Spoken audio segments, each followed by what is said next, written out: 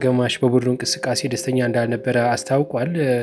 የፕሪሲዝን ጨዋታ ዛሬ ተደርጓል። የማንቸስተር ዩናይትድ እና እንደዚሁም ደግሞ የሬክስሃም ጨዋታ ነበረ። ማንቸስተር ዩናይትድ 1-0 በሆነ ውጤት እንግዲህ ማሸነፉም ታውቋል። ስለሱም አንዳንድ መረጃዎች ይኖሩ አጠር ያለ ሳሊባ የቀዶ ጥገና ሊያስፈልገው እንደሚችል የቅርብ ጊዜ ምርመራዎቹ በጀርባ ጉዳት ላይ ምንም አይነት ተጨማሪ ጉዳት አላሳዩም የሚል መረጃ ወጥቷል። የቀዶ ጥገና ያስፈልገዋል ተብሎ ነበረ። ያን ያክል አይደለም ተብሏል።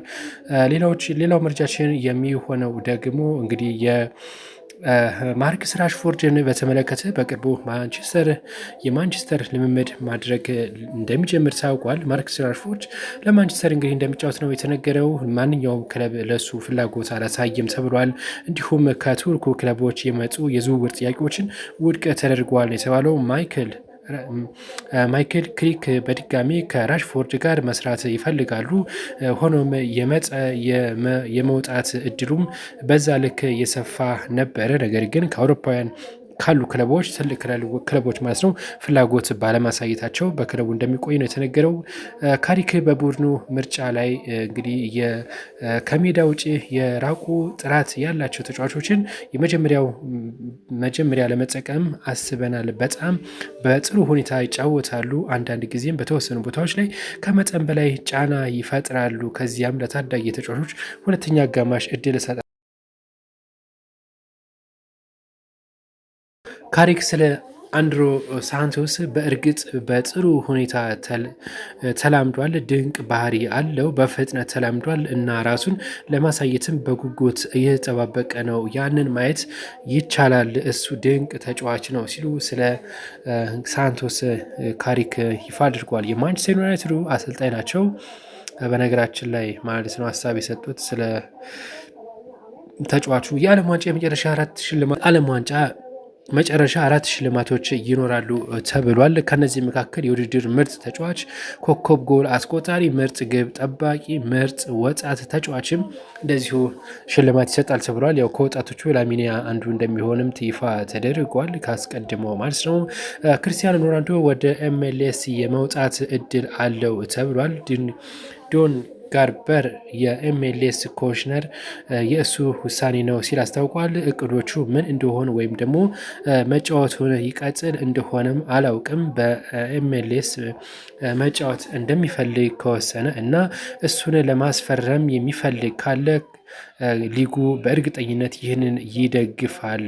ኢንተር ሚያሚ ብዙ ሰው ህልም እንደሆነ ይታወቃል እና ኢንተር ሚያሚ ክለቡን ወደ እዛ ለመግባት ፍላጎት ካለው እንግዲህ መምጣት ይችላል የሚል ነው ሀሳብ የቀረበው ማለት ነው። እንግዲህ ክርስቲያኖ ሮናልዶ ወዴት ያመራል የሚለው ጉዳይ ተጠባቂ ነው በአሁኑ ሰዓት ማለት ነው። ዋንጫውን እንዲበላ የምንደግፈው ስፔን ነው። ምክንያቱም እኔ እዚያ ስለምኖር እና ብራዚል ከዓለም ዋንጫ ስለወጣች ልጆቼ በስፔን ተወልደዋል። እኔ ለ20 ዓመታት እዚያ ኖር ያለው ከዚያ በተጨማሪም ልጄ ለስፔን ይጫወታል ሲል ማርሴሎ ይፋ አድርጓል። እና ማርሴሎ ስፔን እንድትበላ ይፈልጋል ነው የተባለው። ሌላኛው መረጃችን የሚሆነው እንግዲህ የእሁድን ጨዋታ በማስመልከት ብዙዎች ናቸው ሀሳብ እየሰጡ ነው የሚገኘው። እናንተም ሀሳብ ካለ አካፍሉን። ሜሲ ስለ ላሚን ያማል የተናገረው ጉዳይም አንዱ መረጃ ነው፣ መነጋገሪያ ነው። አሁን አለማችን ላይ ካሉ ምርጥ ተጫዋቾች አንዱና ነው። እናም በእግር ኳስ ህይወቱ እንዲሳካለት እመኛለሁ። ምክንያቱም የሱ ስኬት የባርሴሎናም ስኬት ነው። እሁድ የራሱን ምርጥ እንቅስቃሴ እንዲያሳይ ለማድረግም እንሞክራለን። ነገር ግን በጣም ፈታኝ እንደሚሆን አልጠራጠርም ሲል ሀሳቡን ሰጥቷል ሎራንድሮ ሜሲ። ሌላው መረጃችን የሚሆነው በቀጣይነት የምንመለከተው ማለት ነው ኪሊያን ምባፔ ቀድሞ የፈረንሳይ የዓለም ዋንጫ ውድድር ከፍተኛ ግብ አስቆጣሪ ተጫዋች ሆኗል። በዓለም ዋንጫ 20 ግቦችን ያስቆጠረው ኪሊያን ምባፔ ሪካርዱን ከኦሊቪር ጅሩ ነበረ የወሰደው። ኪሊያን ምባፔ 21 ጨዋታዎችን ያደረገ ሲሆን በዚህም ሪካርዱን በእጁ አስገብቷል። እነማን ብዙ ጨዋታዎች ያደረጉ የሚለውን ስንመለከት ኪሊያን ምባፔ 21 ጨዋታዎች፣ ሁጎ ሎሪስ 20 ጨዋታዎች እንደዚሁም አንሶ ነው አንቶኒ ግሪዝማን 19 ጨዋታዎች እንደዚሁም ኦሊቬ ጁሩ ቫራን 18 ጨዋታዎች የ27 ዓመቱ ከሊያን ምባፔ ሪካርዶን ከዚህ ከፍ ለማድረግም ተጨማሪ ጊዜያትም እድል እንዳሉ ይታወቃል። የደረጃ ጨዋታውን በተመለከተ ዲዲዬ ዴሾ የመጨረሻ ጨዋታቸውን ይመራሉ ተብሎ ይጠበቃል። አሰልጣኝ ዲዲዬ ዴሾ ዛሬ ምሽት የፈረንሳይ ብሔራዊ ቡድን መጨረሻ ጊዜ ይመራሉ ተብሎ ነው የሚጠበቀው። ኒዘዲን ዚዳን እንግዲህ ለፈረንሳይ ብሔራዊ ቡድን አሰልጣኝ መሆኑ መሾሙ ይታወቃል። ከዓለም ዋንጫ መጠናቀቅ በኋላ አሰልጣኝ ዲዲዬ ዴሾ ብሔራዊ ቡድኑን የሚሰናበቱ ይሆናል። አሰልጣኝ ዲዲዬ ዴሾ በፈረንሳይ ብሔራዊ ቡድን የነበራቸውን ቆይታ ደስተኛ መሆናቸውን ገልጸዋል። በቀጣይም አሰልጣኝ ዚነዲን ዚዳን የፈረንሳይ ብሔራዊ ቡድን አሰልጣኝ ሆኖ ይረክባል ተብሎ ነው የሚጠበቀው። ፈረንሳይ ዛሬ እኩለ ሌሊት 6 ሰዓት ላይ ከእንግሊዝ ጋር ሶስተኛ ደረጃ ለመያዝ ትፋለማለች ማለት ነው። ማንም ያሸንፋል የሚለው የሚፈጽሙ ነው የምንመለከት ይሆናል። ፍጻሜው ከፈጣሪ ያገኘነው ስጦታ ነው ሲሉ የፊፋ ዋና ፕሬዚዳንት ይፋ አድርጓል። የፊፋው ፕሬዚዳንት ጂያኒ ኢንፌንቲኖ የዓለም ዋንጫ ፍጻሜ ጨዋታው ፈጣሪ ስጦታ ነው ሲሉ ገልጸዋል። ይሄ የዓለም ዋንጫ ፍጻሜ ለእግር ኳሷችን ከሰማይ የተሰጠን ስጦታ ሲሉ እንደዚሁ ጂያኒ ኢንፌንቲኖ ተናግረዋል። የተባለው ፍጻሜው ለሊዮኔል ሜሲ፣ ላሚን ያማል እና እንደዚሁም በርካታ ተጫዋቾችን አሉን፣ ይህ የማይታመን ነው ሲሉ እንደዚሁ ጨምረው ገልጿል የተባለው። እናም የምሽቱን የነገ እሁድ የምሽቱን ጨዋታ በጉጉት እንደሚጠብቁ ታስታውቀዋል። በቀጣይነት የምንመለከተው አርጀንቲና እንግዳ ነገሮችን እያደረገች ነው ተብሏል። ላፖርቴ ነው ይህን ያለው። ውዝግብ ለመፍጠር አትሞክር። ሰርጂዮ አጉሮ ደግሞ እንደዚሁ ሀሳቡን ሰጥቷል። ስፔን ብሔራዊ ቡድን ተከላካይ አይመሪክ ላፖርቴ አርጀንቲና የኃይል አጨዋወት ትችትን ነበረ የሰነዘረው።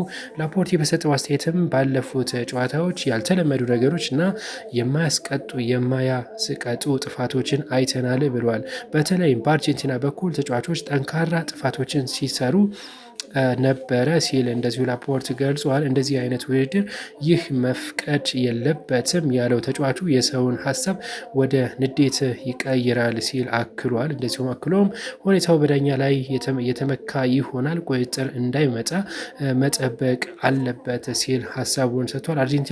የአርጀንቲናው የቀድሞ ተጫዋች ደግሞ ሰርጂ አጉሬዮ በበኩሉ ምን እያልክ ነው? ምኑ ነው ያስገረመ ሲል ምላሽ ሰጥቶታል። ስማኝ፣ ውዝግብ ለመፍጠር ሞክር፣ ምክንያቱም ፊት ለፊት ስንገናኝ ታፈገፍጋለህ ሲል እንደዚሁ ውዝግብ ፈጥሯል። ሁለቱ ተጫዋቾች ማለት ነው። እንድናዘጋጅ መመረጥ አለብን። ፕሬዚዳንት ዶናልድ ትራምፕ የአሜሪካው ፕሬዚዳንት ዶናልድ ትራምፕ የአሜሪካ ዳግም የዓለም ዋንጫ እንድታዘጋጅ መመረጥ አለባት ብለዋል። አሜሪካን ዳግም አዘጋጅነት መምረጥ አለባችሁ ያሉት ትራምፕ ቀጣዩ ግን ሜክሲኮ እና ካናዳ እናስወጣለን ብለዋል። ምንም እንኳን በዚህ ዓለም ዋንጫ አብረውን እንዲያዘጋጁ ደግነቴን ባሳያቸውም ቀጣይ ይወጣሉ ሲሉ ዶናልድ ትራምፕ ሀሳባቸውን ሰጥተዋል። እናም አሜሪካ በቀጣይ ብቻዋን እንድታዘጋጅ ፍቃድ እንዲሰጣቸው ጠይቋል። በቀጣይነት የምንመለከተው በቀጣይ ማሰልጠን የምፈልገው ብሔራዊ ቡድን ዣቪ ሀሳባቸውን ሰጥተዋል። ስፔናዊው አሰልጣኝ ዣቪ ሃርናንዴዝ በቀጣይ ወደ ብሔራዊ ቡድን ስልጠና መሄድ እንደሚፈልጉ ገልጸዋል። ቀጣይ ማረፊያ ብሔራዊ ቡድን ሊሆን ይችላል ያሉት ዣቪ ለእኔ የሚስማማ ይመስለኛል ነው ያሉት። በሀሳባቸው ቤተሰብ አለኝ፣ ክለብ ደግሞ ከእነሱ ጋር በቂ ጊዜ እንዳገኝ አያደርገኝም ሲሉ ምክንያታቸውን አስረድተዋል። አክለውም በዓለም ዋንጫ፣ አውሮፓ ዋንጫ፣ አፍሪካ ዋንጫ እና እንደዚሁም እስያ በአሰልጣኝነት መሳተፍ እፈልጋለሁ ሲሉ በሀሳባቸው እንደዚሁ ዣቪ ገልጸዋል ነው የተባለው። ያማል በፍጻሜው የሚያወጣው የተደበቀ ውድ ሀብት አለው ሲል ሉዊስ ዴሌ ፎንቴ ሀሳባቸውን ሰጥተዋል። የስፔን አሰልጣኝ ሉዊስ ዴላ ፎንቴ ለሚና ያማል በፍጻሜው የተደበቀ ብቃቱን እንደሚያሳይ ገልጸዋል። አሰልጣኝ ሉዊስ ዴላ ፎንቴ ሲናገሩም ያማል ገና ያላሳየው የተደበቀ ውድ ሀብት እንዳለው አምናለው፣ በፍጻሜ ያሳየዋል ብዬ ጠብቃለሁ ሲሉ ገልጸዋል። አክለውም አሁን የቀረው የፍጻሜ ጨዋታ ብቻ ነው፣ ስለሆነም ነገ እንደሚያሳይ ተስፋ አደርጋለሁ ሲሉ እንደዚሁም እስካሁን በነበረው ጨዋታ ያን ያክል ብቃት እንዳላሳየም የሚመስል ንግግር አድርገዋል። ስለተተቸው የአርጀንቲና ስለተተቸው የአርጀንቲና አጨዋወትም የተጠየቁት አሰልጣኙ እኔ ያንን ለማለት አልደፍርም፣ የሚሰጡ አስተያየቶች አርጀንቲናንም አከብራለሁ ብለዋል። ሁሉም የእግር ኳስ መሳሪያውን መጠቀም ይችላል፣ ራሱን ያሳየው ያሸንፋል፣ እኛ ከእነሱ ተመሳሳይ የሆነ አጨዋወት አለን ሲሉ ሉዊስ ዴላ ፎንቴ ስለ አርጀንቲና አግሬሲቭ በሆነ አጨዋወት ሀሳባቸውን ሰጥተዋል። የሜሲ የመጨረሻ የዓለም ዋንጫ ስለመሆኑ አላውቅም ሲሉ ሊዮኔል ስካሎኒ ሀሳባቸውን ሰጥተዋል። የአርጀንቲናው አሰልጣኝ ማለት ነው። አርጀንቲና ብሔራዊ ቡድን አሰልጣኝ ሊዮኔል ስካሎኒ ስፔንን ለወራት ሲያጠኑ እንደነበረ ገልጸዋል። እናም ስፔን በዓለም ዋንጫ አንዷ ተጋጣሚ ስለምትሆን ከታህሳስ ወር ጀምሮ ስናጠናት ነበረ ሲሉ እንደዚሁ ሀሳባቸውን ገልጸዋል። አክለውም ሁሉንም እኛ ልናገኘው የምንችለውን ቡድኖች በተመሳሳይ አጥንተናል ብለዋል። በዓለም ዋንጫ ፍጻሜ ጥሩ ጨዋታ ለማድረግም መጫወት አያስፈልግህም። ስፔን አውሮፓ ዋንጫ ማሸነፏ በፍጻሜው ይረዳታል። ሊዮኔል ስካሎኒ ናቸው ይህን የገለጹት። ሜሲ የመጨረሻ የዓለም ዋንጫው ያደርገዋል ተብለው ተጠይቀው ነበር። ይሄ ስለሆነ ተጠይቀው አላውቅም፣ ውሳኔው በእሱ እጅ ነው ያለው ሲሉ ሀሳባቸውን ሰጥቷል።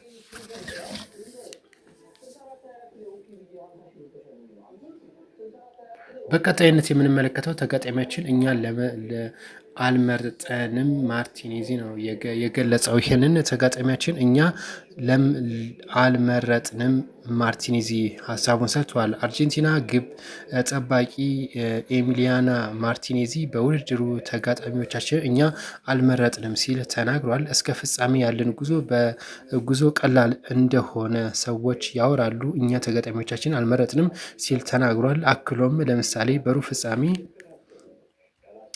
ፍጻሜ ፖርቹጋልን